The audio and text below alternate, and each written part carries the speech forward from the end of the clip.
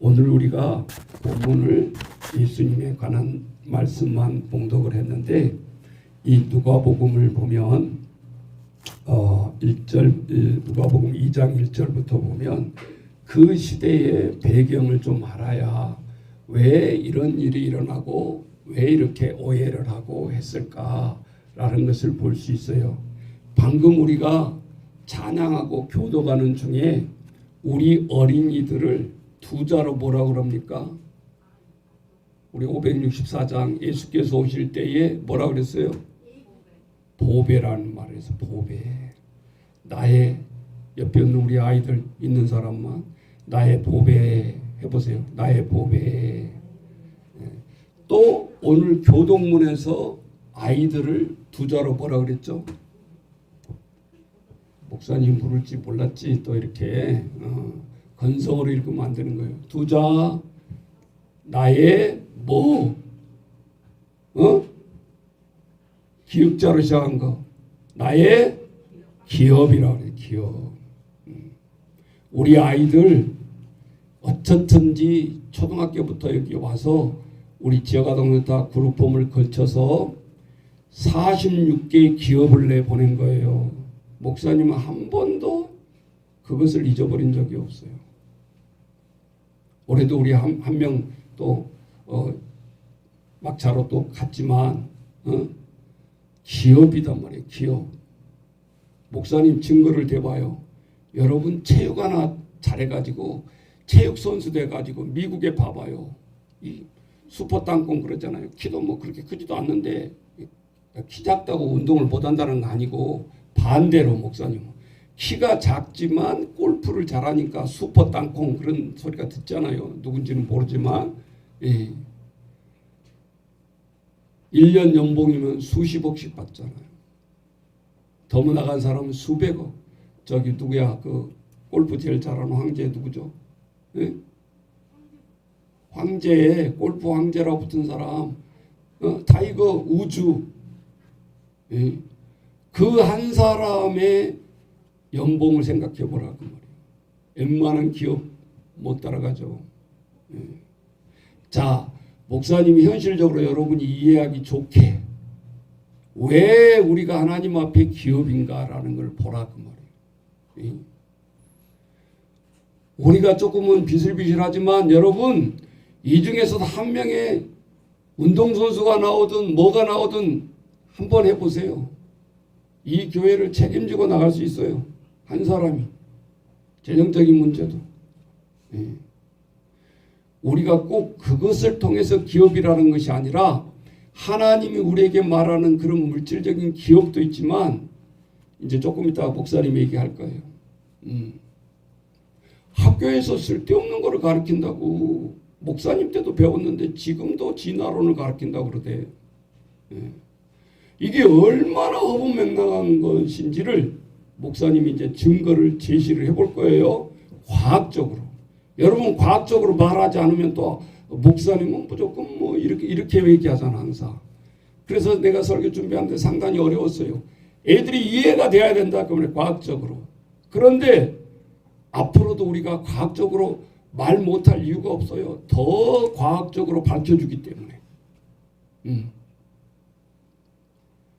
우리가 몇 달 전에 뭐 지구 행성끼리 뭐가 부딪힌다 그러니까 막 사람들이 저녁 내 잠 안 자고 그거 안 부딪히게 한다고 막 난리가 났잖아요. 그건 과학이야. 그 뭐 별이 나타나가지고 하나님 우리 지구를 멸망시킨다 그렇게 하면 안 되겠지. 그는 정말 원시시대에 그런데 그거를 우리는 또 믿었어요. 달 속에 2마리 토끼가 떡방아를 찍고 있대. 예. 근데 그거 몇 살 때까지 내가 믿었는지 모르겠어. 달만 쳐다보면 토끼가 있나 없나. 예. 목사님이 너무 순진하지 누가 믿어. 지금 애들이야 당연히 안 믿지. 예. 그렇게 순수했다 그 말이에요. 예. 한번 물어볼까요? 나 진짜 어렸을 때 산타 여기 지금도 믿고 있는 애가는 없죠? 예.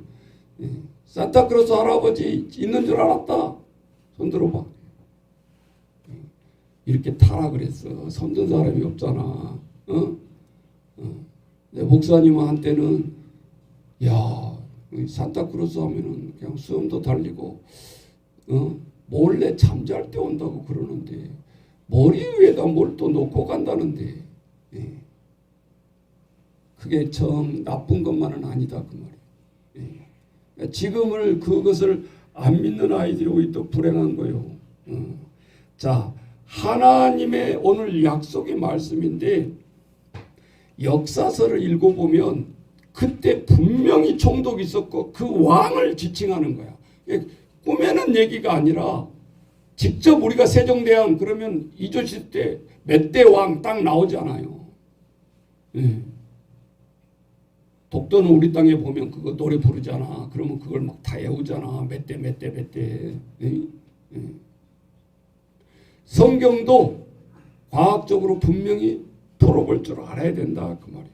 자, 시간 없으니까 우리가 다 읽을 수가 없으니까 자, 그래서 인간이 오늘 우리에게 분명히 해야 될 것이 있는데 인간은 할 수 있는 일이 있고 죽어도 할 수 없는 일이 있어요. 그것을 생각해내야 돼 우리가. 그것을 전제로 하지 아니하면 우리가 이해할 수가 없어.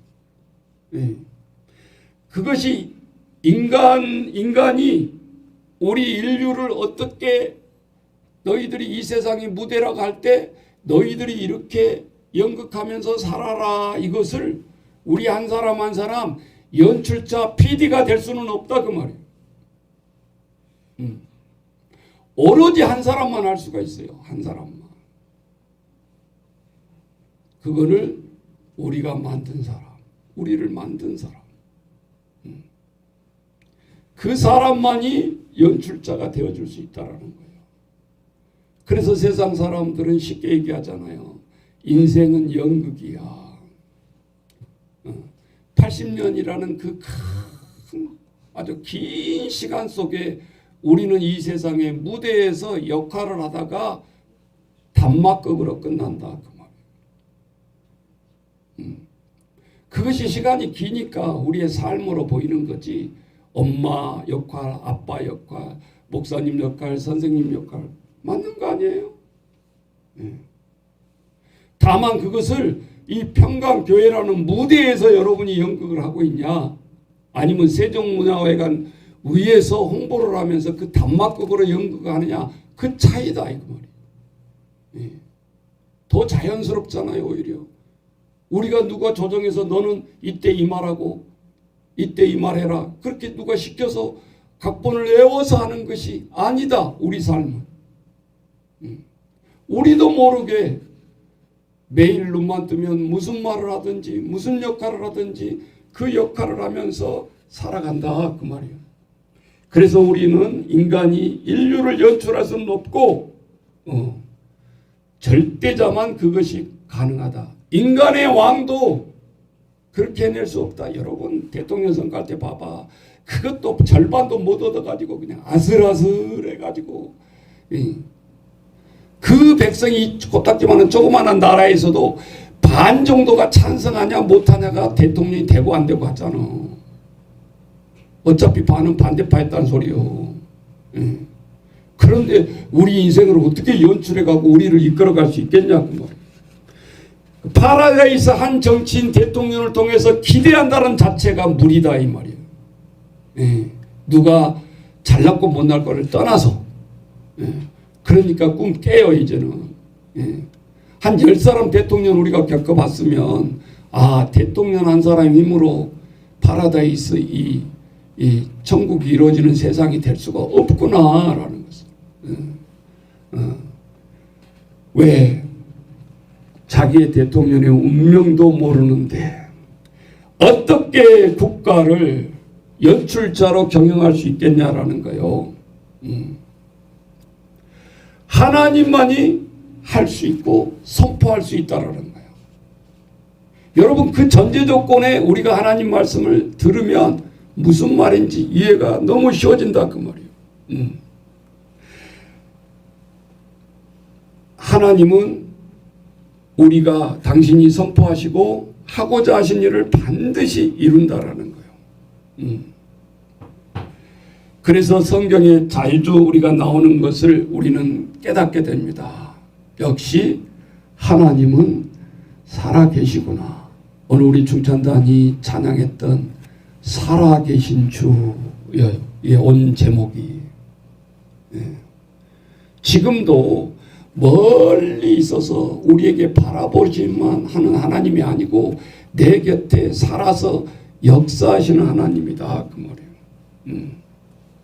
자, 여러분, 늘 우리가 성탄절 때 처녀 탄생 또 베들레헴 이야기 나오고 막 하잖아요. 그런데 그 역사를 이렇게 잘 모르는 사람들이 많아. 왜 이런 일이 일어날 수밖에 없을까? 예수님이 어디에 태어나셨어요? 몇 주 전에 성경에서 내가 지금 점수 매기고 있어요. 선물도 드릴 거예요. 그 점수대로 달란트대로 드린다 그랬잖아. 목사님은 잊어버리는 게 아니요. 너무 일이 바빠 사실 보면. 그 채점을 해야 되는데 아직 채점을 못하고 있어. 처녀 탄생이 예수님으로 오시기 전까지 오늘 2장 1절로 가보면, 선생님 좀 내주세요. 자, 누가복음 2장 1절에 보면 첫 번째 그 당시에 총독이 나오는데 누가 나와요? 아구스도 총독이 나옵니다. 그럼 이 사람은 실제 인물인가? 맞다, 그 말이에요. 시대 배경이 들어가 있잖아요. 그래서 이 아구스가 영을 내려 그랬죠. 영을 내렸다는 거는 황제나 그 당시 총독들이 명령을 내려야 돼. 그 명령을 어긴 사람은 가차없이 사형이야. 그만큼 카리스마가 있다 이 말이지. 왜? 그 당시는 정치, 종교 이런 게 분리되어 있는 사회가 아니기 때문에 그 어명을 무조건 지켜야 되는 거예요. 쉽게 말하자면 불평하면서 가기는 하는데 반드시 지켜야 되는 거다, 그 말이에요. 그래서 누가복음 2장 1절에 보면 이 아구스도가 영을 내렸는데 이 호적을 구레노 수리아 총독이 되었을 때 처음 한 것이라. 그러니까 아구스도가 명령을 내렸는데 그 전에 처음 호적을 명령을 해서 만든 총독이 누구라고요? 구레노 수리아의 총독이었다라는 거야. 그러니까 지금 처음 호정령을 내리는 것은 아니다, 그 말이죠. 그래서 저들에게 이제 이 호정령을 내리는데, 우리가 교회가 탄생하기 전까지 우리가 이렇게 하나님 말씀을 통독을 쭉 해보면 교회가 탄생하고 성령이 임할 것이다. 그리고 믿는 자가 이제 핍박이 올 것이고 복음이 사도행전에 보면 온 땅에 증거되면 주님이 오리라. 하나만 지금 안 지켜지고 있는 거예요. 지금 미래에 지켜질 예언만 하나만 남겨두고 있다. 재림 주님으로서. 그 전에는 다 말씀대로 이루어졌는데 우리가 어떻게 이 예수님의 탄생이 이루어졌냐라는 것을 잘 모르면 안 된다, 그 말이죠. 예수님은 어디서 태어났다고요? 베들레헴. 근데 예수님이 베들레헴에서 사셨어요? 그건 또 잘 모르잖아. 그러니까 오늘 성경을 보란 말이에요. 원래 예수님은 12살까지 어디서 사셨어요? 세자 나사렛. 그래서 예수님을 베들레헴 예수 해본 적이 없어. 예수님이 베들레헴에서 태어났는데 우리가 영어 회화를 물어도 Where are you from? 그러잖아. 너 어디서 왔냐라고 묻잖아. 그러면 태어난 곳을 얘기하잖아. 자기의 국적을.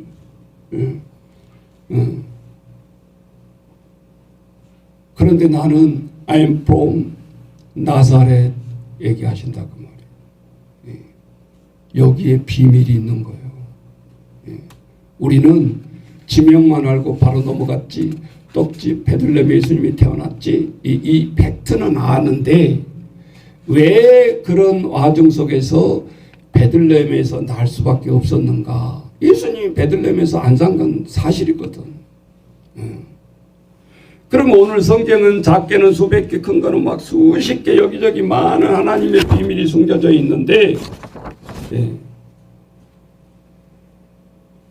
놀라운 일은 하나님의 이 애언은 어떠한 핍박이 오고 어떠한 방해꾼이 어떤 일을 일으켜도 지켜주고 있다라는 거야. 여기에 무서운 거예요.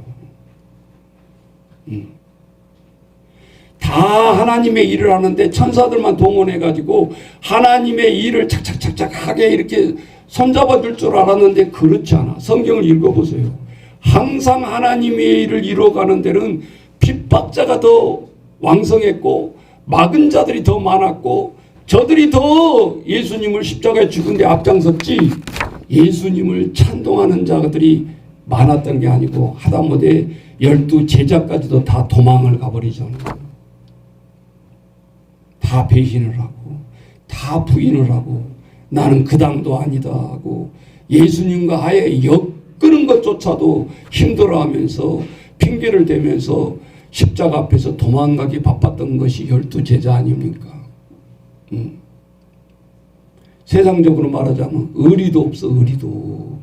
깡패들도 두목이 어쩌고 죽는다 그러면 지가 죽잖아요. 가족을 다 부양해 주지. 깡패들은 자기가 죄를 뒤집어 쓰지 않아. 우리 왕초가 시켰어요. 이런 말 한 적이 없다 그 말이지. 왜 그래요? 저들은 깡패의 그 그룹에 가입을 할 때 이 언약식을 해요.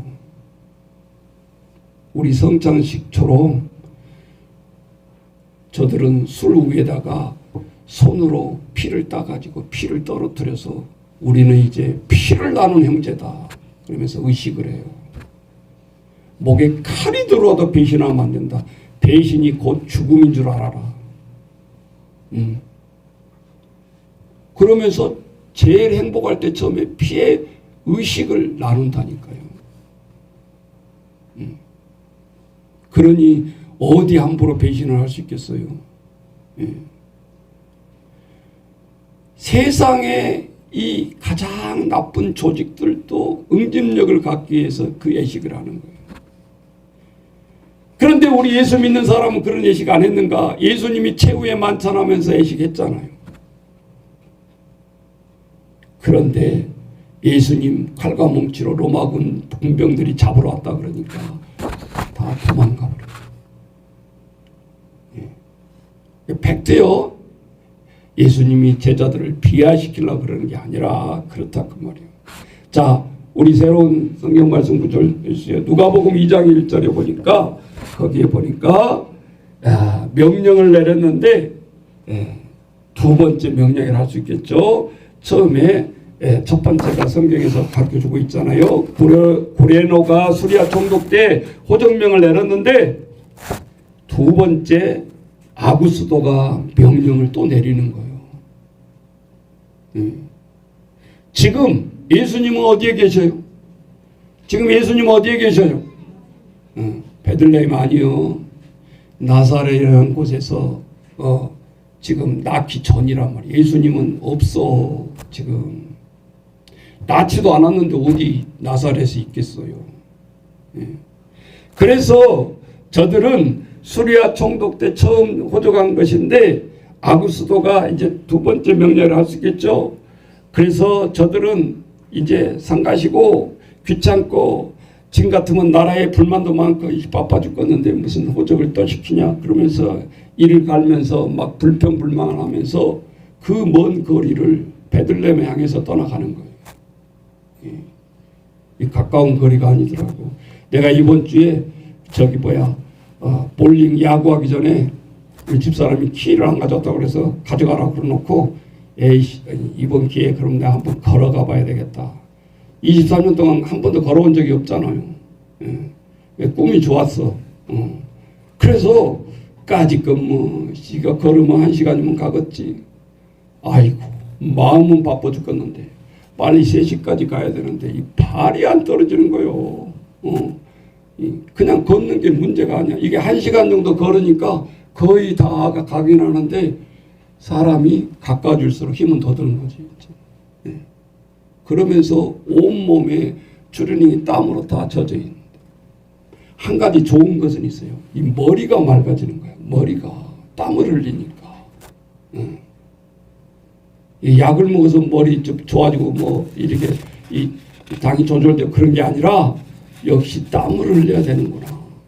느껴지는 거야. 걷는 순간에도. 그래서 우리 아이들이 센터에서 앉아있는 것만이 아니라 진짜 일주일에 2번, 3번 운동하는 것은 무엇보다도 중요하다. 하루 더 늘려야 되겠다. 내가 그런 생각을 해서 걸으면서. 걷기도 해야 되겠다. 이제 차만 태워고 다닐 게 아니라 저 야구장까지 걷는 연습을 또 좀 해야 되겠다. 애들도 안 걷기는 마찬가지인 것 같아요. 저들은 이제 호적을 하고 가는데 이게 하나님의 뜻이라는 거예요. 우리는 알 수가 없어요. 그 당시에 알았겠어요. 마리아하고 요셉도 알았겠냐고. 이게 하나님의 뜻이야. 베들레헴으로 가는 것이 하나님의 뜻이야. 그러고 갔겠냐고. 사실 성경에 보면 그 베들레헴에서 바로 태어나게 되는데 만삭이었다는 거예요. 만삭. 여기서 1시간 거리도 별것도 아닌 것 같지만 힘든데 이 베들레헴에서 나사렛까지 거리는 예수님 12살 때 잊어버리는 장면 보면 사흘길을 걸어갔다 그랬어요. 그러니까 가까운 거리가 아니라는 것을 알 수 있잖아요. 그래서 이제 이 베들레헴의 명령, 아구스도의 명령에 따라서 할 수 없이 이제 베들레헴으로 가게 됩니다. 그런데 우리가 구약에 보면 이것이 이미 600년 전에 구약의 선지자가 예언을 하고 있다는 사실이에요. 미가서 5장 2절로 가보세요. 자, 다 같이 그 다음 장 보세요. 5장 2절 다 같이 시작. 베들레헴 에브라다야 너는 유다 족속 중에 작을지라도 이스라엘을 다스릴 자가 내게서 내게로 나올 것이라.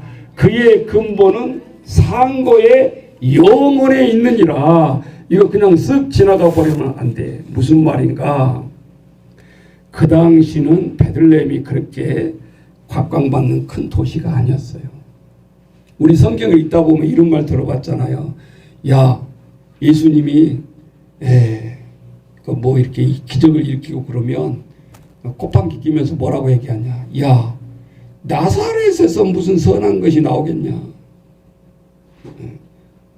예수님을 지칭한 말이잖아요. 나사렛에서 그것도 목수아들에서 인간적으로 그가 무슨 능력을 행하겠냐? 그 말을 하는 사람도 이 베들레헴에서 예수님이 태어났다는 것을 모르는 거예요. 그러니까 성경을 읽어보면 어디서 예수님이 온다고 그랬냐? 어디서 온다고요? 베들레헴에서 온다라는 거야. 그것도 무슨 지파? 유다 지파에서 가장 작지만 온다라는 거야. 누구가? 이스라엘을 다스릴 자가 나온다라는 거야. 근데 이스라엘을 다스릴 자가 뭐냐? 그의 근본 태생이 상고다. 상고란 말은 태초라는 뜻이야. 태초에 계셨던 분이라는 거야. 그러면서 그 사람은 영원한 생명으로 있는 분이라는 거야. 미가 선지자가 이렇게 예언한 거예요. 예수님을 봤어요. 응? 미가 선지자가 자기도 모르게 이게 예언이 나오는 거야. 하나님이 미가의 입술을 통해서 예언하게 하신 거 아니에요? 꿈인 거 아니잖아. 어쩌면 베들레헴 딱, 유다 족사 딱, 이스라엘 다스릴 자 딱, 그의 근본이 상고, 영원한 생명 얻은 분. 착착착착. 예. 이게 인간은 할 수가 없다라는 거예요. 연출을. 하나님만이 할 수 있다라는 거예요. 우리 아이들은 자꾸 글자를 보고만 따지니까. 그러면 우리 유다 지파가 몇 번째예요? 첫 번째 아니죠? 뭐예요? 르, 그 다음 해줘 보세요. 이제 완전히 알아야 돼. 시작. 르, 시, 에, 유. 네 번째 지파예요. 그러니까 예수님이 장자 지파에서 온 게 아니란 말이에요. 네 번째 가장 작은 지파. 성경의 유다 지파 그 면적을 봐봐요. 얼마나 작은가. 놀랍잖아요. 우리 같으면 막 인구도 많고 제일 값진데 막 예루살렘 근처에 있는데 이런 지파에서 예수님 나올 것 같은데 아니다. 그러니까 나사렛에서 무슨 선한 것이 나오겠냐. 이 무시 발언한 거요. 우리도 그래요. 대통령 쫙 김대중 갈 때 어디 뭐 신안 앞바다 어디 그거 무시하잖아. 사람 개천의 용난네 그러고 말이야. 예. 출신을 따지면서. 예. 그래서 유다 지파에서 유대족 속에서 메시아가 태어날 사람이 나온다 그 말이에요. 자, 그러니까 우리는 바로 제가 지금 메시아라고 얘기했지만 이 지파가 그 당시에는 예수님인 줄 몰랐어요. 다윗을 생각한 거야. 자꾸 다윗을. 구약시대니까. 뭘 보면 알 수 있냐? 자, 사무엘상 17장 58절에 보면 자, 다윗이 베들레헴 출신이에요. 베들레헴에서 나온다 그러니까 예수님은 베들레헴에서 산 적도 없고 태어난 적도 없다고 그랬잖아요. 사신 적이 없다고 그랬잖아요. 그런데 사무엘상에 보니까 이 기사는 언제 나오냐? 다윗이 소년 시절에 물맷돌로 그 블레셋 군대들을 골리앗을 넘어뜨리고 놀래가지고 사울이 야, 그 소년이 누구냐 도대체. 예. 사울이 그제서 알아보는 거예요. 나중에 미갈이란 딸을 주게 된 계기가 되는 거잖아요.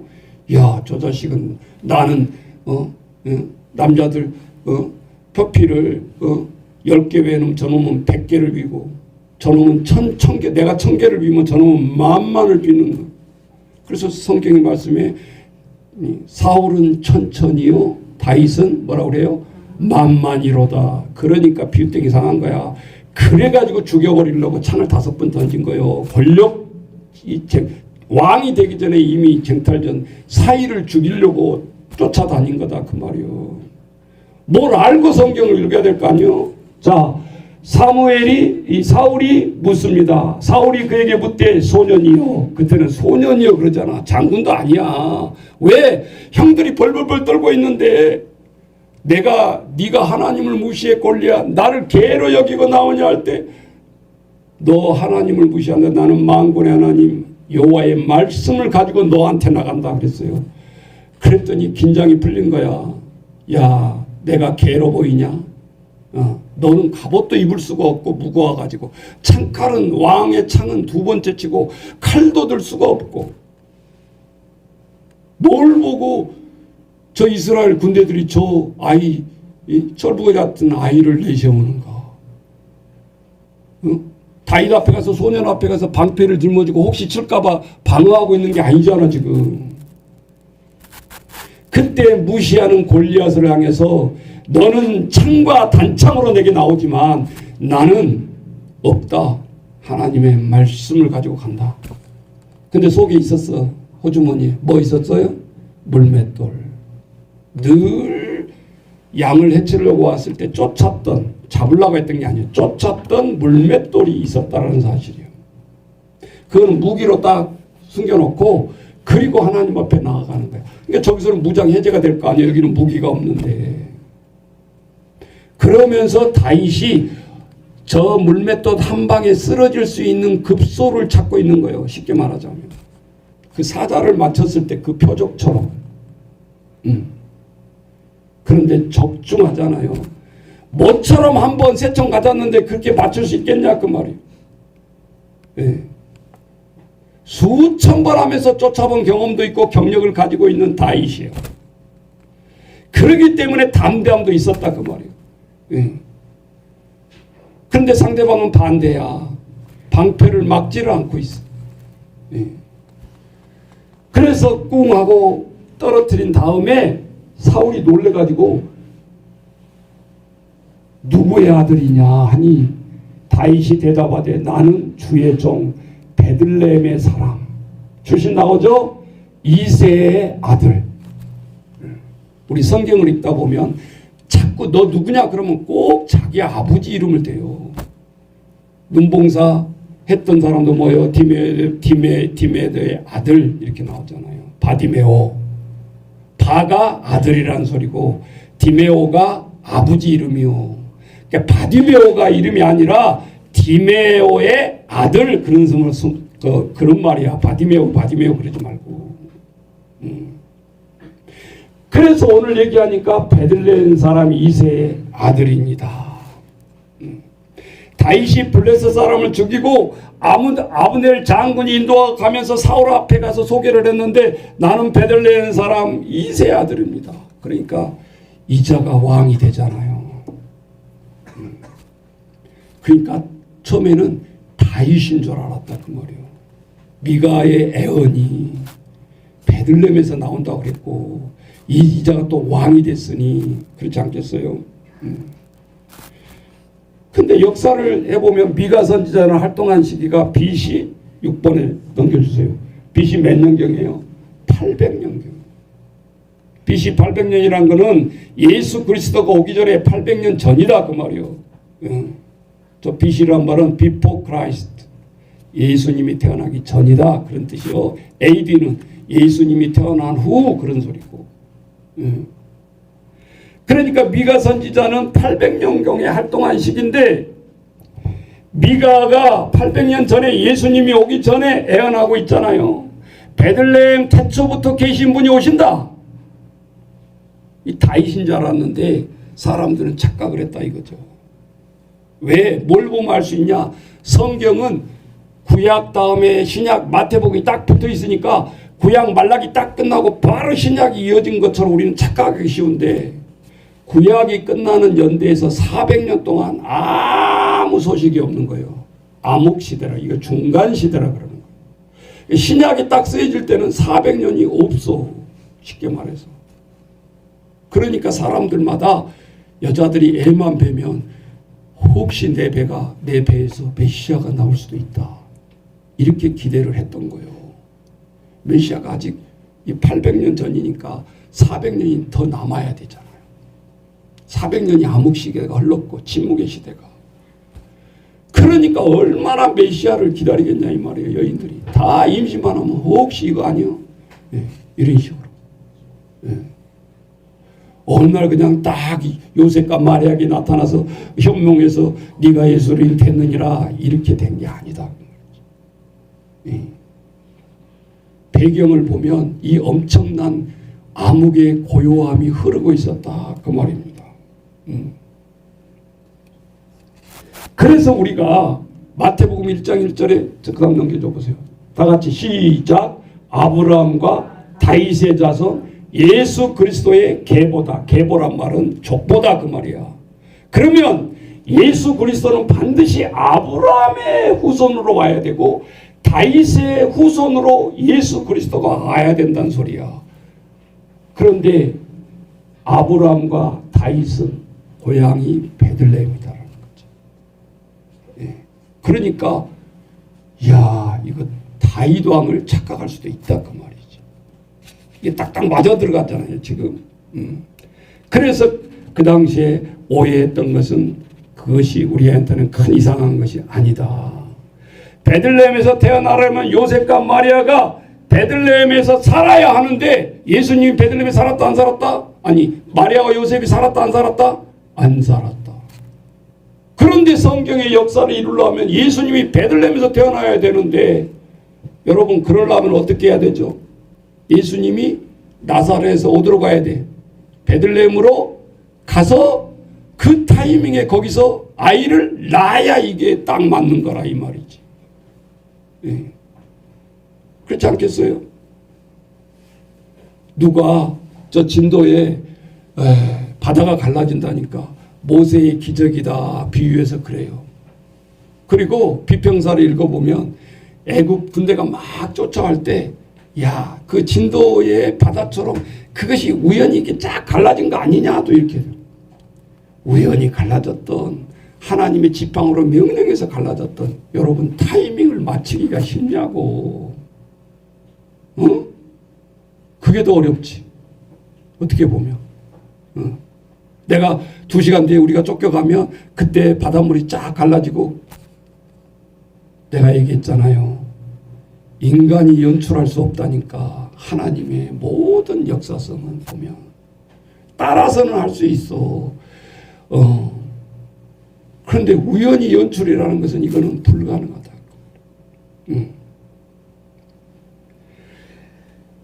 요셉과 마리아가 베들레헴에서 살아야 하는데 살지 않았어요.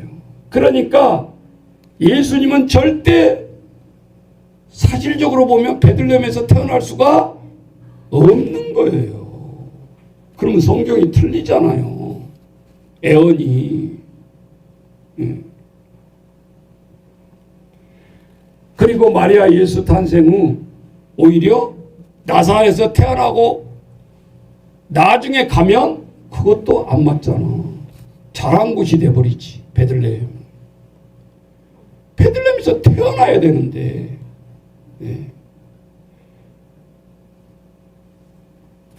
이 아구스도는 2년 동안에 이 작업을 맞추려고 계획을 짰어요.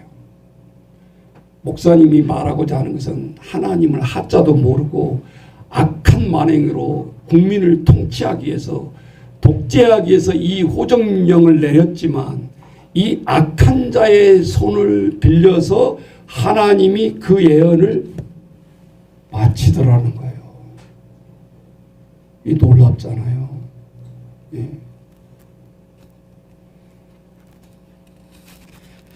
유대인들도 왜 예수님을 십자가에 그렇게까지 핍박을 하면서 아니 하나님 복음전도 다니면서 좀 시끄럽게 그 시끄럽다고 소욕해 하는 죄예요.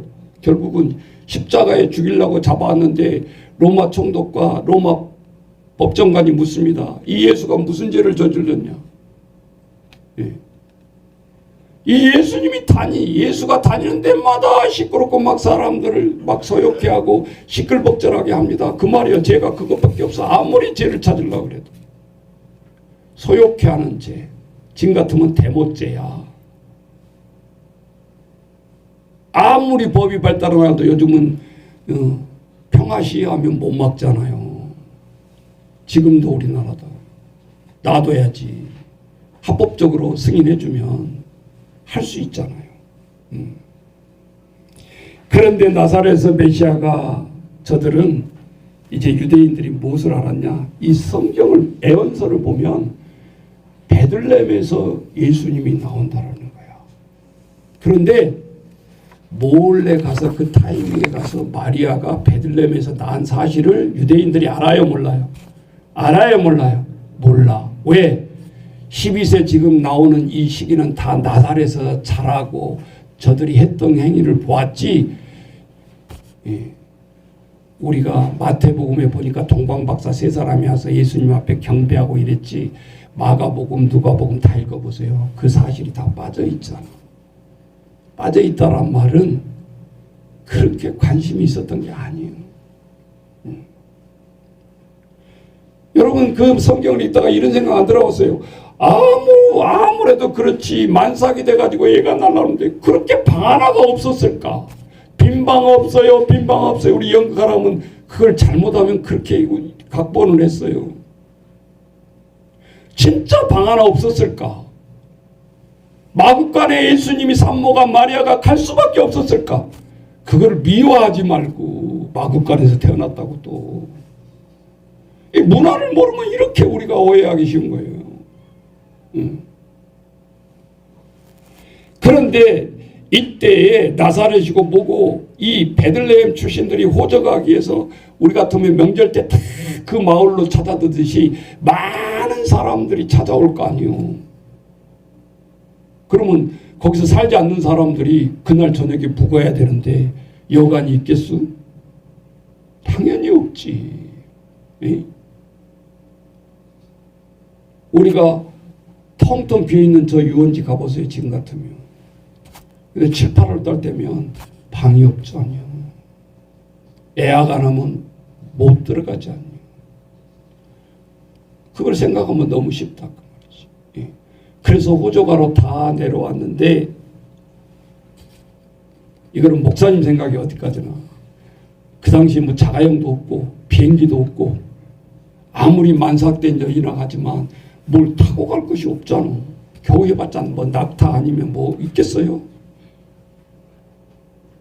목숨 걸고 왕의 명령이니까 호조가로 간 거요. 가라 간다고 산모가 가겠냐고. 이야, 그런데 그 만삭된 몸으로 마리아가 가는 것은 따라서 해보세요. 하나님의 뜻을 이루기 위한 여행이었다라는 거예요. 그럼 아우구스도가 지금 좋은 사람 역할이에요? PD에 지금? 아니잖아. 뜬금없이 지금 호조 갑자기 지통치. 지금 같으면 부재투표 안 만들어내려고 호적을 철저히 조사를 해서 하는 거지. 왕의 치적을 통해서 한 이 호적 명령이었는데 희한하게도 이것을 그 명령을 따를 수밖에 없도록 하면서 하나님은 그 뜻을 이루어낸다 그 말이요. 애언자가 뜻없이 뱉어는 말을 하나님이 애언자를 통해서 뜻을 이루게 하신다 그 말이에요. 그것이 성경의 비밀이라는 거예요. 그래서 하나님의 사람에 통하지 않고서는 하나님 일을 발설한 법이 없다고 그랬잖아요. 성경에. 내가 선지자가 돼야지, 내가 목사가 돼야지, 이렇게 되는 게 아니라 그 말이에요. 선지자들은 하나님의 뜻에 순복하잖아요.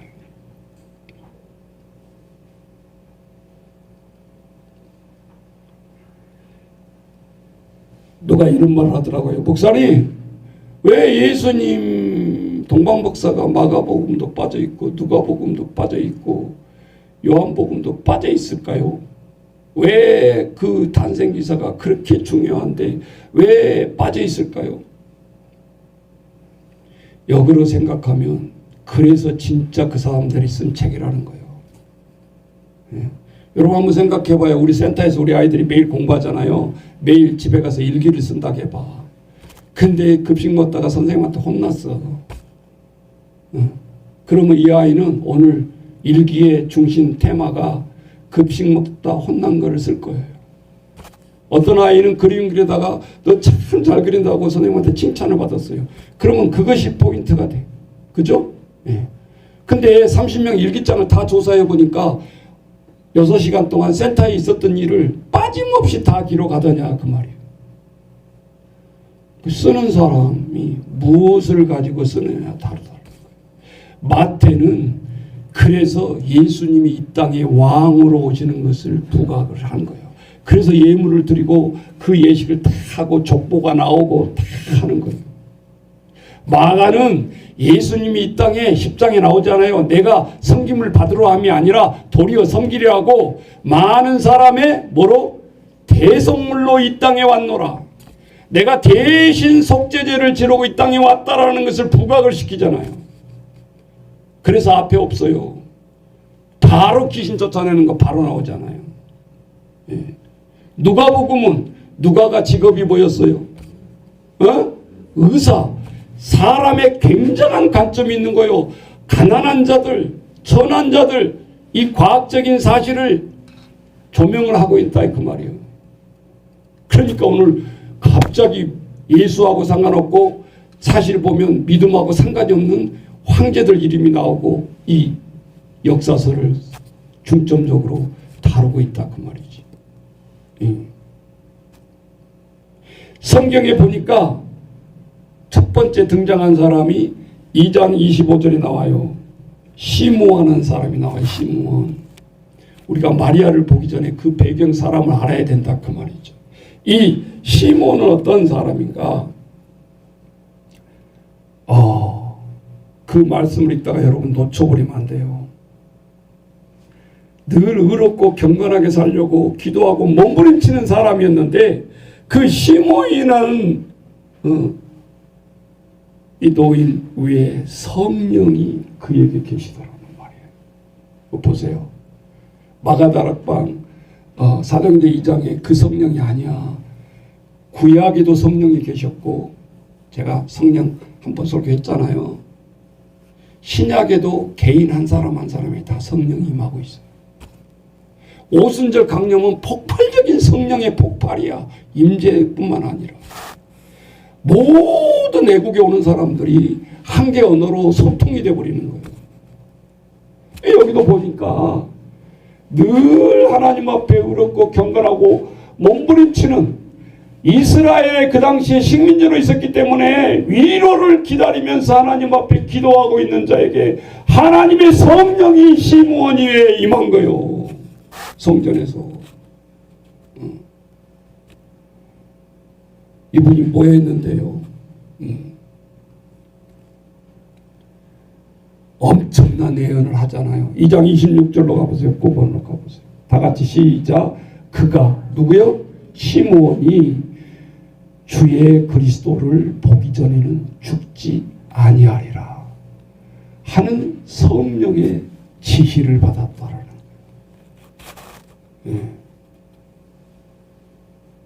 절대 그 당시도 정상적으로 이해가 안 되는 거지. 야, 내가 죽기 전에 예수님 보기 전에 나 안 죽는다고 그랬어. 이 꼴값하고 있네? 그럴 거 아니요. 사실이라고요. 사실. 어떻게 이루어지는가 보세요. 성령의 계시 성령은 마가의 다락방에서 어떤 일이 벌어집니까? 따라서 해보세요. 만민에게 오순절 성령이 임합니다. 그럼 이것이 갑자기 임했는가? 분명히 구약의 선지자를 통해서 이것도 예언을 하고 있어요. 이런 사건이 일어날 것이라는 걸. 자, 요엘서 2장 28절 9번에 보면 그 다음 보세요. 빠졌나요? 자, 제가 읽겠습니다.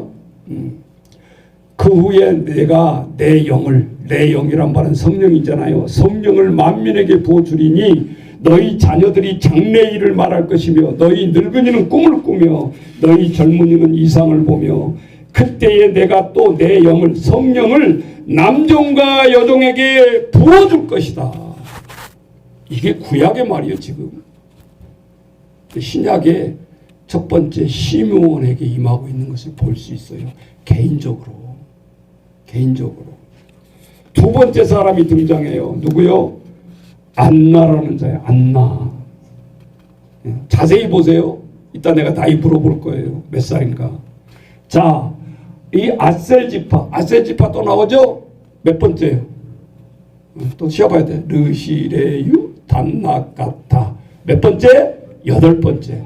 이렇게라도 애어놔야 몇 번째 정확하게 알잖아. 8번째 지파 아셀지파에 안나라는 선지자가 있었는데 나이가 매우 많았더라. 얼마나 많았나? 그가 결혼한 후 7해 동안 남편과 함께 살다가 남편이 어쨌다는 소리야?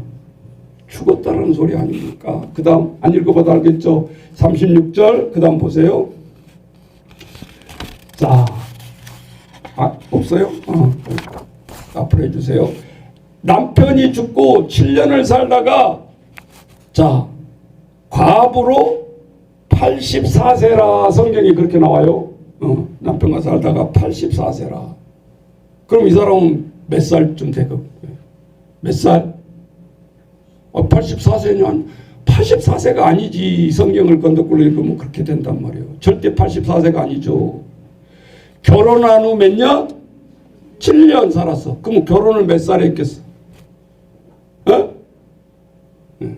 성경은 몰라. 한 20살 잡고도 20살 잡고 27세까지 남편하고 살다가 그가 가부가 된 지 84년이라고 그랬어요. 그러니까 결혼 20살 27세 남편하고 살았고 84년 동안 지냈으니까 몇 살?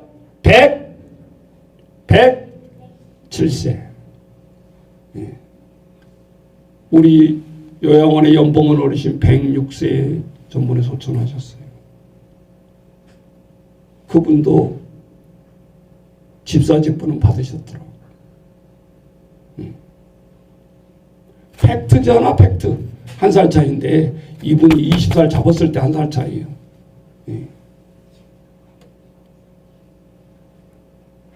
지금도 불가능은 아니다 그 말이에요. 지금도 기도하는 자녀들에게 똑같은 향년을 살 수 있잖아요.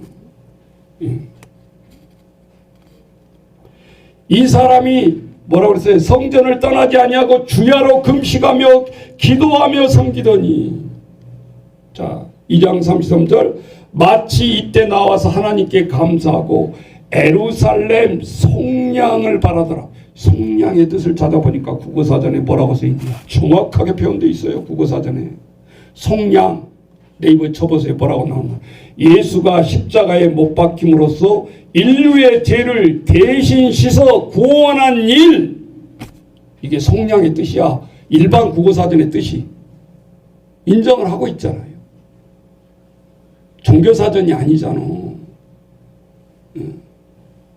그러면서 투의 뜻이 또 하나 있는데, 몸값을 받고 노비의 신분을 풀어주어서 양민이 되게 하던 일, 우리나라 양반 시대에 양반과 쌍놈이 돈 주고 사가지고 자기 신분을 높이는 일, 속량. 그거요. 신분 상승을 위해서. 전혀 다른 의미잖아요. 인간은 어떻게 하든지 자기 비밀과 자기의 천한 것을 감추려고 스펙을 쌓고 뭐를 쌓고 무엇을 명함을 자꾸 늘려가는데, 그거는 이력서 한 줄 채우기 위해서 스펙 쌓기는 아무 필요 없어. 하나님의 일을 하는 데는 그렇다 그 말이에요.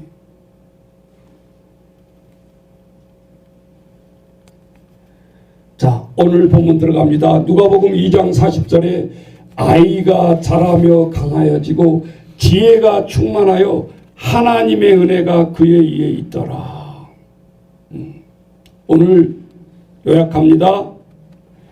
이스라엘은 3대 절기가 있습니다. 우리 같으면 설, 추석, 동짓날 이런 식으로 하듯이 민족이 함께 지키는 절개가 있는데, 따라서 해보세요. 6월절, 맥추절, 수장절. 요 세 개 내오세요. 맥추절, 그다음 뭐라고요? 아니, 6월절, 맥추절, 수장절. 뜻을 알면 이제 목사님 기억하지 말아도 여러분 기억이 돼버려. 잘 들어봐야 돼 말을. 6월절은 피를 흘리는 절기였어요. 애굽에서 430년 동안 종살이, 우리는 36년간 일제 종살이, 이스라엘 역사하고 우리가 비슷합니다. 연수가 다를 뿐이지. 그런데 그 애굽 사람들을 하나님이 다 멸망시키기 위해서 하나님이 명령 한 가지를 해요. 뭐예요? 문설주에다가 양의 피를, 너희들 피를 발라야 맞는데 그렇게 할 수는 없으니까 하나님이 문 들어간 입구에다가 양의 피를 바르라. 왜 발라야 되는데요? 다 지나가면서 잿더미로 된다라는 거야. 이럴 때는 일본 놈이라고 그래야 되겠지. 일본 놈이 2차 세계대전을 일으키고 빵빵하고 만주로 하면서 할 때에 미국이 더 이상 참지를 못해서 메가더 장군이 우리나라는 인천 상륙작전을 이렇게 일으켰듯이 비행기를 띄웁니다. 이미 2차 대전 때 핵이 있었잖아요. 미국은. 핵포탄 하나 히로시마에 딱 떨어지니까 그때부터 항복. 잘 들으세요. 지금도 동떨어진 상황이 아니에요. 지금은요, 비행기가 올라가서 핵 떨어뜨린 게 아니라 버튼 하나 누르면 끝나. 스위치. 이제는 비행기 탈 필요도 없고 게임 아웃이 된다 그 말이에요. 미국이 북한이 쏜 것을 보고 태평양에서 파괴시킬 수도 있겠죠. 물론 기술이 좋으니까. 어쨌든 미국 중앙에 떨어지게끔 맞춰놓고 이미 작업은 끝났어요. 우리나라는 세 발의 피고 미국까지 가는 핵을 만들어 놨다 그 말이에요. 하나님이 미친놈의 손을 어떻게 사용할지를 몰라. 우리는 아구스도처럼 또 폭정으로 나오면 하나님의 뜻이 이루어져 갈 수도 있다 그 말이에요. 우리의 소원은 제발 핵전쟁이 없이 그런 것이 끝나는 것이 우리의 소원인데 하나님의 뜻은 알 수가 없다 그 말이에요. 성경을 되새김질 해보세요. 이때 아우구스도 영을 내린 것이 유대인들을 위한 명령이냐 그 말이 아니잖아요. 가장 힘든 명령 아니에요. 가기 싫은 명령.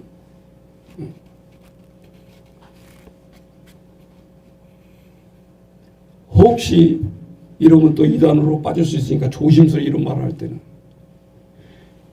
이단자들 얘기하는 거 아니요.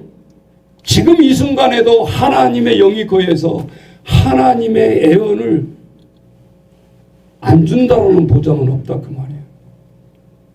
안나에게 시므온처럼. 근데 아무나 주는 게 아니었죠 보니까. 예. 근데 그 말을 믿겠냐 여러분 같으면. 예. 많은 이단자들이 1999년 베드로 며칠 날 온다고 그랬다가 불발로 끝났잖아. 거짓이라는 게 탄로가 났잖아. 딱 여기 자기들 믿는 그 마당에 십자가 일로 떨어진다는 게 뭔 소리 하는 거야 지금.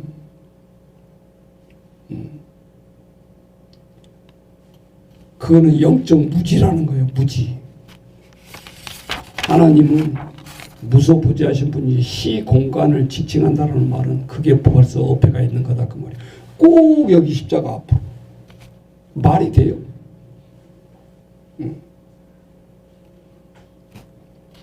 자, 그래서 오늘 우리가 하나님 앞에 자, 그 다음 보세요. 47절로 가보세요. 예수님이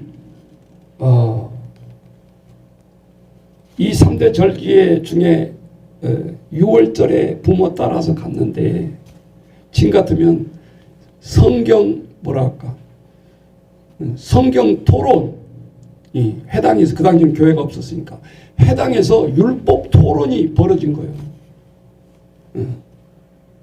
성경을 추측해 보면 얼마나 그 토론이 진지하고 오래 갔는지 마리아와 요셉이 하루 저녁 걸어가고 있는데도 예수님이 못 따라간 거예요.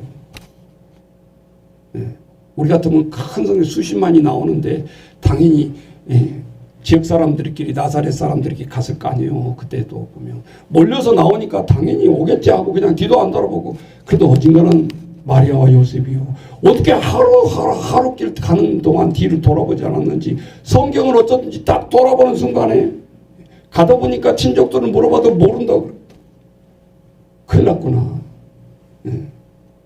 그리고 다시 3일 길을 걸었던 길을 다시 되돌아가 가지고 회당에 들어갔더니 그때까지도 예수님이 묻기도 하고 질문하기도 하고 대답하기도 하고 하면서 오늘 그 말이에요. 그 율법을 듣는 자들이 그 지혜와 대답을 원더풀. 어떻게 저런 대답을 하지? 12살짜리가. 인간의 나이를 본 거예요. 12살 손 들어봐.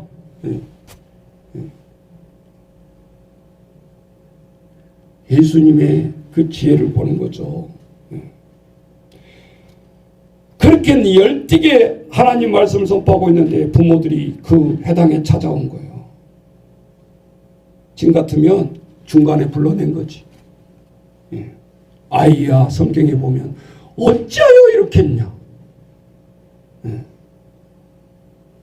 보통 질문 같은 뭐라고 대답 같은 거 어떻게 하겠어요. 어머니 아버지 죄송해요. 성경 토론을 하다 보니까 늦어졌어요. 이래야 돼. 맞죠? 훈육하고 있잖아 지금 훈육.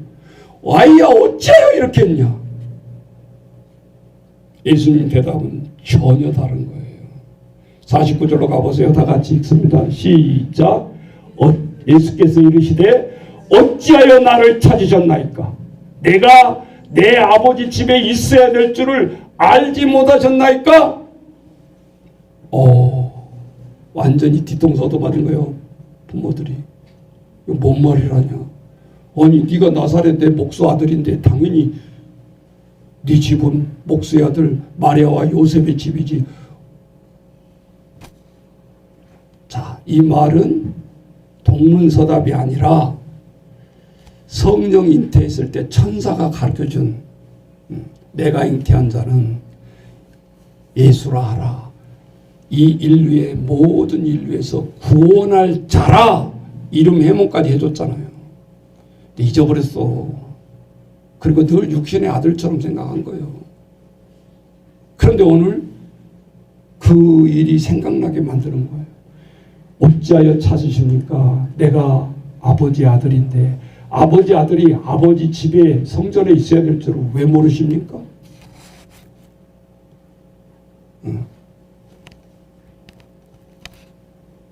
50절에 보니까 그 부모가 깨닫지 못하더라 하면서 51절에 가보세요. 51절에 가보면 예수의 어머니는 이 모든 일을, 이 모든 말을 어디에 두니라? 마음에 두니라. 이제 소통이 조금 되는 거예요. 육신의 어머니 마리아 예수도. 그렇지. 육신의 내 아들이긴 하지만 내가 망각하고 있었구나. 하나님 아들이라는 것을 왜 내가 또 망각을. 그것을 마음판에 팍 새기니까 상처를 입었지만 깨닫게 만든 거예요. 예수님이 30년 동안 40일 금식 기도하면서 갑자기 파워맨으로 팍 예수님 파워로 그렇게 나온 게 아니라 이 태어날 때부터 이 지혜와 키가 자라고 우리 인간의 육신을 똑같이 따라서 성장한 것은 틀림없는데 12살의 대제사장과 율법사들과 맞짱을 떴다는 소리는 보통 아이가 아니었다라는 거예요. 네.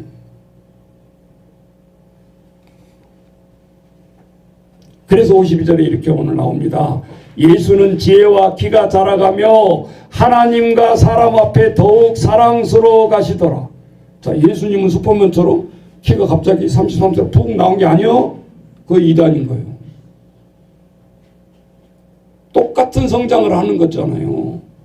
키가 자라갔다 그 말은 앞에 우리가 지식이 아니요. 세상에 배우는 학문은 지식이야. 지식이 늘어갔다라 일 않잖아. 지혜가 늘어.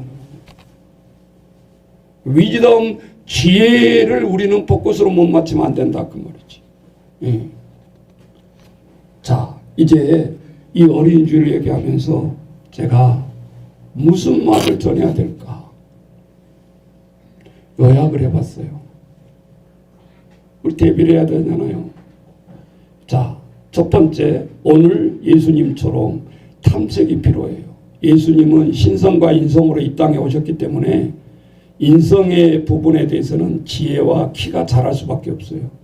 그러면 사람이 아니지. 예. 갑자기 하루아침에 쑥 커버린다면 그건 아니잖아요. 그래서 신성과 인성을 분명히 받아들여라. 그래야 현대판 이단이 안 된다. 아이 나는 인성 다시 살아났다는 건 도저히 믿을 수가 없어. 그래서요 목사님이 한번 생각을 해봤어요. 자, 우리 그림 한번 좀 보여주실래요? 잘 보이나? 여러분 보이죠? 예. 선악과 만드시는 에덴 동산을 하나님이 두 인간을 창조했다라는 거예요. 그 다음 한 장 보여주세요. 이게 뭐예요? 맨 밑에 것이 뭘까? 원숭이에요. 원숭이가 조금씩 허리가 펴지면서 직립하면서 저렇게 사람처럼 걸어가게 됐다라는 진화론을 얘기하는 거예요. 단편적인 한 가지 사진으로 말을 해주는 거예요. 내가 요양원에서 오늘 설교 때 뭐라고 해야 되지 고민이 됐어요. 근데 우리 어르신들이 더 재밌게 들으신 거예요. 무슨 소린가? 자, 우리 아이들이 중학생만 되면 생물 시간에 다이안서를 지금도 배우더라고. 이게 만국이 되는 병이에요. 모든 원인은 거기서 출발이 되더라고 보니까. 조심해야 될 것은 우리가 중학생 되기 전에 하나님의 말씀이 들어가야 된다는 거예요. 진화론을 배우고 예수를 믿기 시작하면 이제 이게 혼돈이 오는 거예요. 학교 가면 뭐 진화됐다 그러면 뭐 진흙동으로 또 만들었다 그러면 상치되지 않아요. 완전히 상치되는 말이잖아요. 네.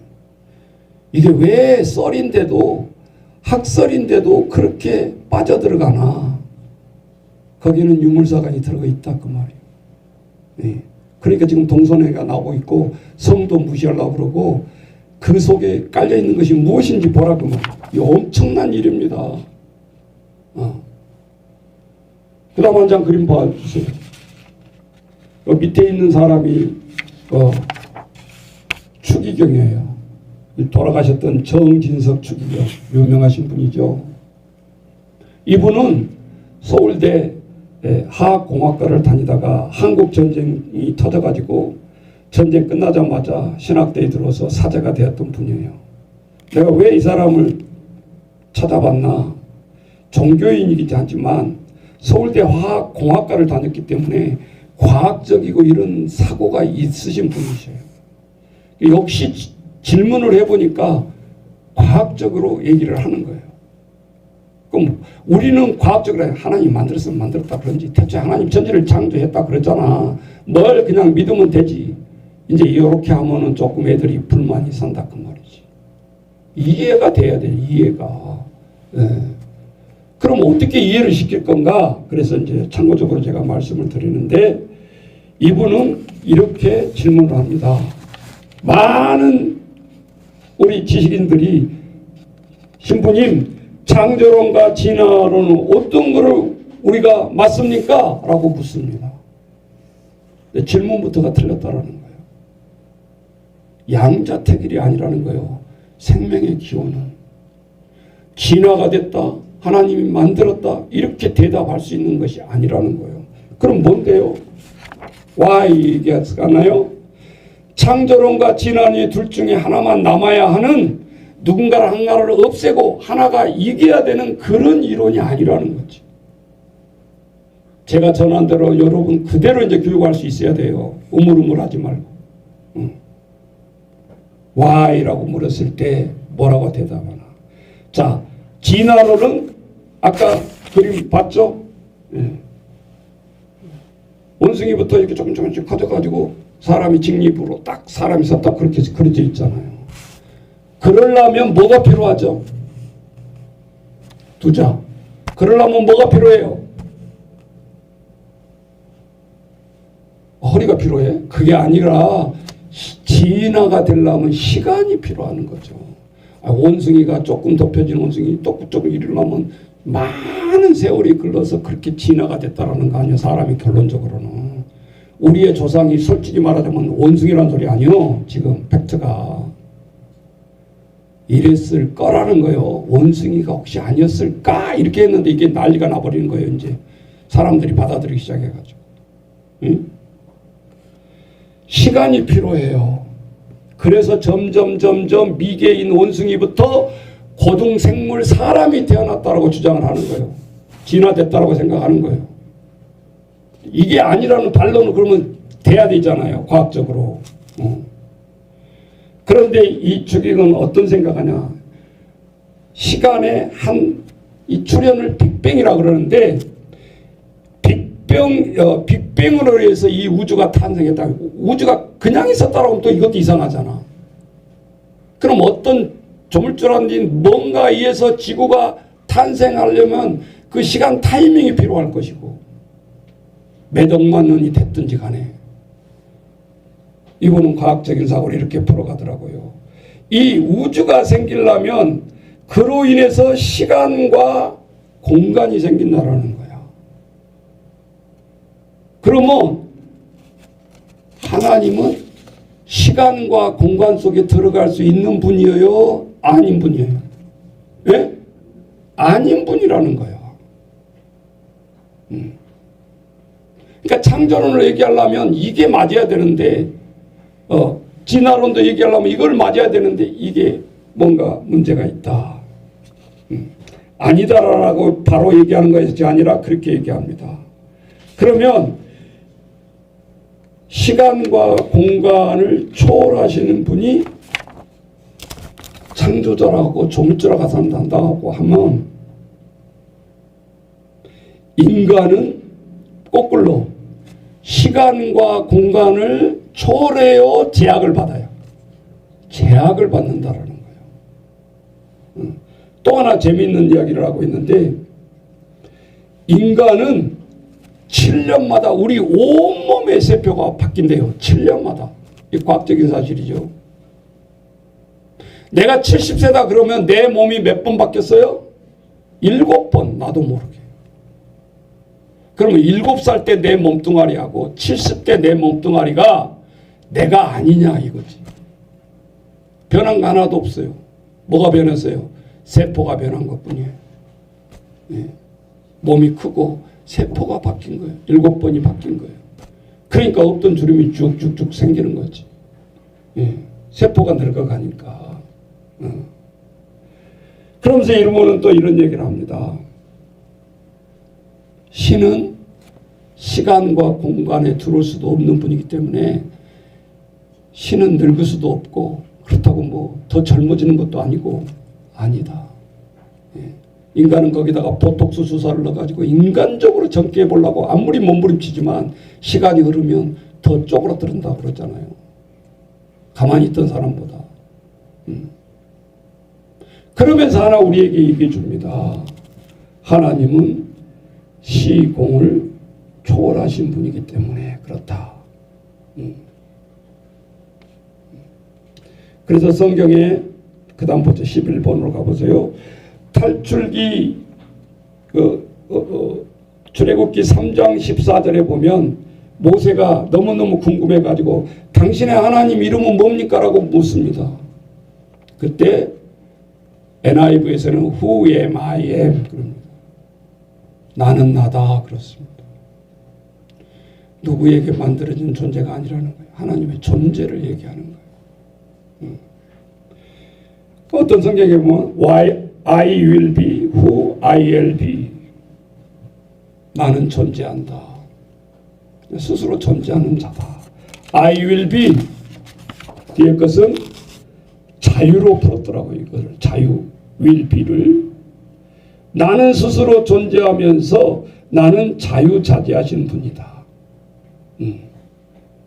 그러니까 어떠한 개입에 의해서 어떠한 명령에서 어떠한 것에서 무엇도 구애받지 않는다라는 거죠. 그래서 우리의 구약의 하나님은 이 각 단어의 자음자를 모아가지고 히브리식으로 발음하면 하나님 이렇게 안 하고 야해 이렇게 발음하는데 그것도 하나님의 이름이기 때문에 함부로 부르면 안 된다 그랬습니다. 배울 때 늘 그랬어요. 야해 야해 구약에 보면 그렇게 나오잖아요. 예. 그러면서 그는 결론적으로 이런 비유를 대합니다. 도화지에 연필을 그림을 그리면 그 그림은 30년이 됐든 40년이 됐든 50년이 됐든 그 그림은 사라진다. 그게 우리라는 거죠. 그래서 야고보서에 보면 너희의 인생이 뭔 줄 아냐. 잠깐 보였다는 뭐라고 그러죠? 안개니라 이렇게 비유를 하잖아요. 그러니까 하나님 말씀이 이해가 되어지는 거예요. 이제는 그런 말이. 그리고 아까 우리 읽었던 교동문에 너희 자녀들은 장중에 들어있는 화살이다 그래서 화살. 너희 자녀들이 화살통에 있는 화살이다. 그게 무기라는 소리요. 장수는 화살이 없으면 끝나는 거지. 그러면서 화살처럼 빨리 지나간다는 거예요. 우리 자녀의 성장.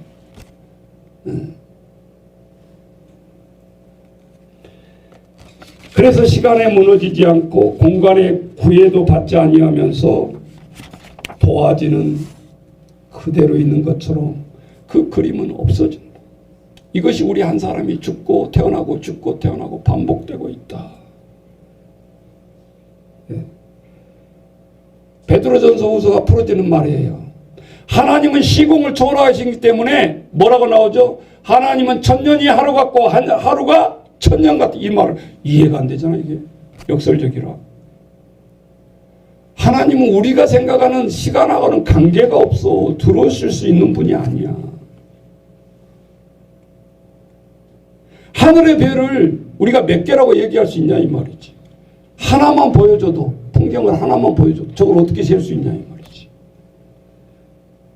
그렇다고 공중에 있는 별이 없냐 이 말이지. 인간은 불가능.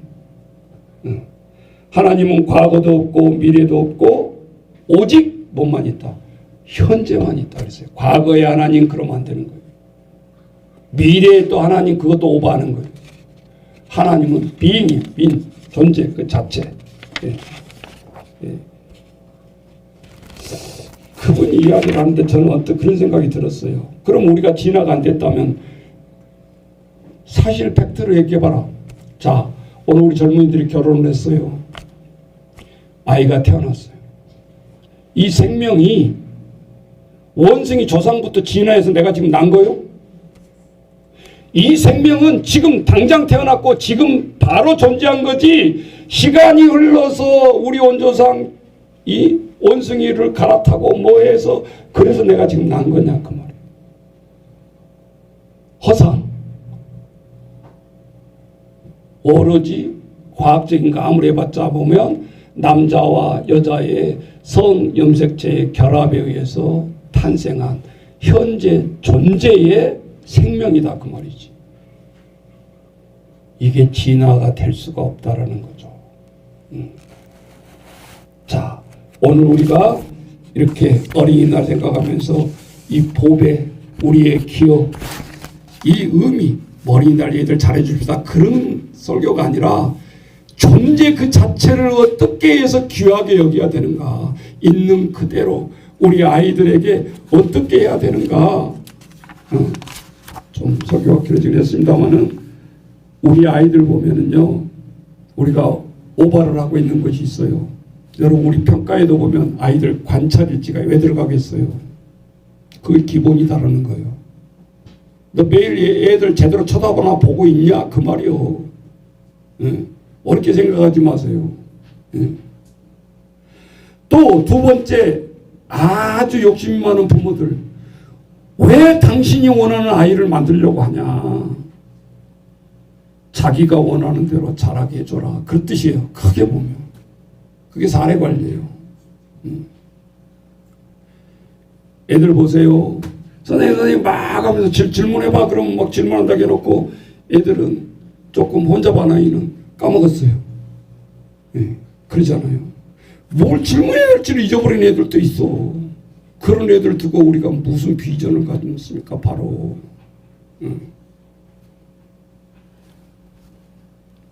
부모들이 오버하는 거. 우리 아이 이름은 명철인데요. 이름만 명철이에요. 이런 분도 있고, 우리 아이 이름은 요셉인데요. 말만 성경이 요셉. 얼마나 기를 죽이는 일입니까? 근데 무심코 하는 거예요. 소개할 때마다.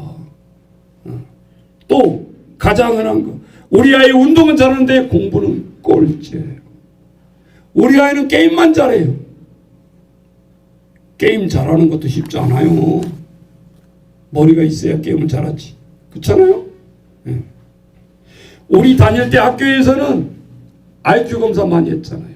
근데 이것도 여러분 우리가 얼마나 속아서 왔습니까? 한 번 두 자릿수 엉터리로 받은 것을 가지고 내 사실인 줄 알고 죽을 때까지 그 자기 IQ를 말을 못해요.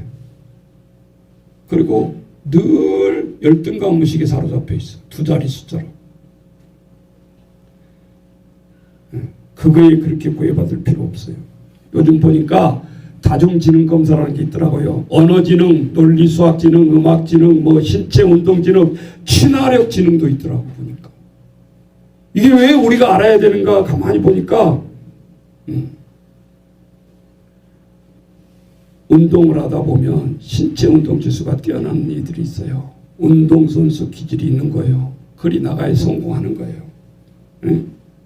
수학만 보면 정신이 도나이가 있어요. 그런데 아주 미술 예능이 뛰어나고 노래가 뛰어난 아이들이 있어요. 공부는 꼴찌인데 말은 천상유수예요. 언어 지능이 있어요. 아나운서, 장사 잘해요. 사업 다 잘해요.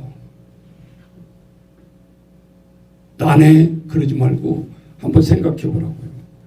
공부는 못하는데 여기저기 끼고 다니면 남 간섭하면서 군것질도 잘하고 잘 어울려 다녀요. 친화력이 아주 뛰어나요. 인간관계가 뛰어나다라는 거. 이런 아이들은 리더의 기질이 있고 정치를 잘할 수 있다라고 나오고 있어요. 공부 잘해야 정치 잘하는 게 아니라. 여러분 보세요. 우리가 보고 있잖아요. 현재에서도. 얼마나 이 관계를 못한다라는 거. 우리 아이들은 생긴 대로 성품대로 쓰임 받는다라는 거요. 내 방식대로 맞추려고 하지 마시고. 예. 그래서 성경은 우리에게 얘기합니다. 우리 아이들은 하나님의 그래도 무시한 것 같지만, 무시당하는 것 같지만 하나님의 성품을 닮은 기질이 있는 형상을 가졌다라고 하나님 우리에게 얘기하고 있어요. 원숭이 형상이 아니다 그 말이에요. 그래서 진화론이 그렇게 무서운 거예요. 토상이 원숭이라는 거 아닙니까 결론적으로. 그러니까 지 마음대로 하고 지 마음대로 꽂혀내놓고 지 마음대로 하는 대로 하고 성폭력하고 성범죄 저지르고. 요즘은 어른들이 더해.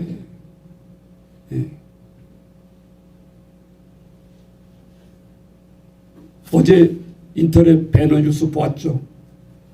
중국 젊은 부부가 일본으로 여행 갔는데 간식 사올게 그러고 나갔다가 지나가는 20대 일본 여성 화장실 끌고 가다가 성폭행해서 현장범으로 잡혔잖아요. 간식 사올게 하고 마누라한테 얘기하고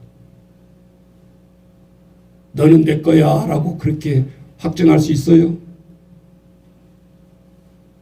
이렇게 무서운 범죄들이 순간순간 일어나고 있어요. 일본, 중국 뭐 할 거 없이.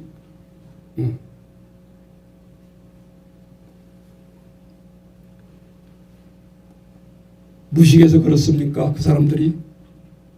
배우지 못해서 그러냐고요? 도덕적이 아니어서 그러냐고요?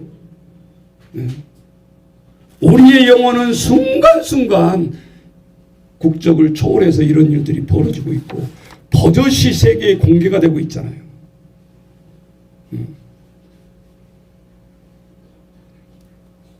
자, 오늘 이후로 좀 우리가 어렵지만 한번 따라서 해보세요. 따라서 해보세요. 너는 절대 원숭이 조상이 될 수 없다. 따라서 해보세요. 이제 마치려니까. 너는 특별한 존재다. 목사님이 설교를 다 하고 마지막 말을 하고 있는 거예요. 이게 동의 못하면 여러분 교육 꽝인 거예요. 세 번째, 너는 둘도 없는 유일한 무일한 존재다. 우리 연우 2명 연우가 있을 수가 없어. 이 세상에는 오로지 너 혼자야. 그래서 독특하고 유일하다는 거예요. 만들 수가 없어. 어떤 것으로도. 너는 그래서 귀하고 너를 향한 하나님이 인간은 무시할지 모르지만 너를 향한 하나님이 계획이 있다는 거예요. 그래도 자세히 쳐다보세요. 저 연우도 잘하는 것이 있을 거 아니에요. 자, 이거 한 번만 따라서 마칩시다. 너 잘 될 거다. 길게 봐라. 엄마 아빠는 선생님은 너가 기대가 된다.